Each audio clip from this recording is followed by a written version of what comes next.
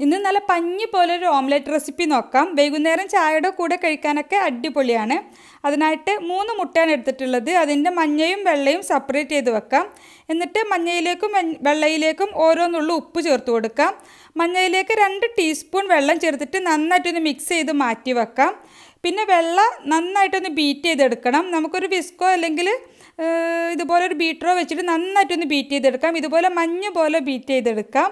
ഇനി നമുക്ക് ഒരു പാനിലേക്ക് കുറച്ച് ബട്ടർ ഇട്ടിട്ടൊന്ന് മെൽറ്റായി വരുമ്പോൾ അതിലേക്ക് മഞ്ഞ ഒഴിച്ചിട്ട് ഒരു ഓംലെറ്റ് ആക്കാം. വലിയൊരു ഓംലെറ്റ് ആക്കാം.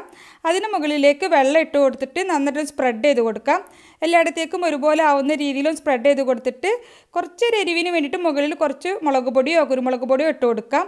എന്നിട്ട് അടച്ച് വെച്ചിട്ട് ലോ ഫ്ലെയിമിലൊന്ന് വേവിക്കാം. ഒരു 4-5 മിനിറ്റ് കൊണ്ട് തന്നെ നന്നായിട്ട് വെന്ത് കിട്ടും. ഇനി നമുക്കിതൊന്ന് മറിച്ചിട്ട് കൊടുത്തിട്ട് മുകൾ ഭാഗവും കൂടി ജസ്റ്റ് ഒന്ന് കുക്കായി വന്നാൽ നമുക്കിത് കട്ട് ചെയ്തിട്ട് ചൂടോടെ കട്ടൻ ചായയുടെ കൂടെ കഴിക്കാൻ അടിപൊളിയാണ്.